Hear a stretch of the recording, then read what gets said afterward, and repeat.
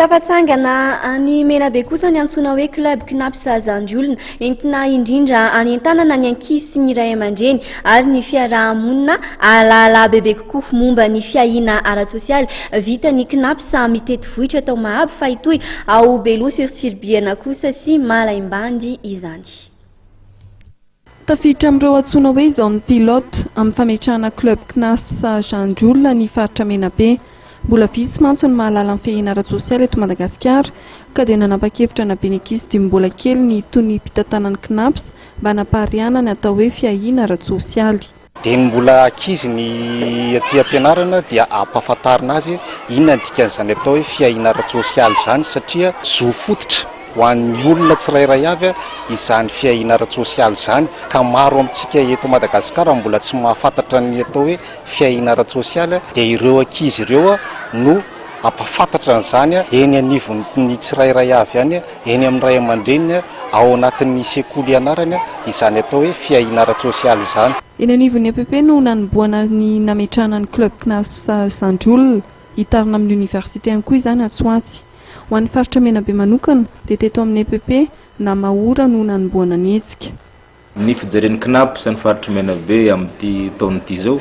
dia ho fanohitra lehibe ho amin'izay resaka fampandrosoana eo amin'ny sehatra ny sosialy izay ary anantenana fa ho lehibe ny vokatra azo satria ahafantatra ny momba azy sy ny hoaviny sy ny zonona rehetra ny tanora ny vahoaka. Ankoatra io fananganana ny club knaps Zandiolona tao Morondava sy Mahabo dia nitavatava tamin'ny tranobe ny tantsaha ihany koa ny knaps tanjona ny jerena manokana ny fisotrondron'ny mpamboly sy ny mpiopy ary ny mpanjono. Raha ny fahitanay ny politika ny knaps aloha amin'izao fotoana izao tena hita tokoa izy fa hoe mijery ny tombotsoan'ny daholo be eto amin'ny firenena malagasy satria tena fantatra sy tsapa fa 520 isan-jato no mandeha tafiditra ao anatin'io fiahiana ara-tsosialy io dia tena hita hoe mandroso le tany. Fa maro anisa ireo mpampianatra frama manoraisina tanana nandritra ny guichet forain teto Mahabo. Nisy ny fizarana karatra knaps toa ihany koa ireo nanao fangatana fanampiana toy ny volan-jaza sy ny volan'ny bevoka. Amin'ny faran'ny volana martsa izao no vao hifarana ny knaps amin'ny tety vohitra na ny guichet forain aty faritra Menabe.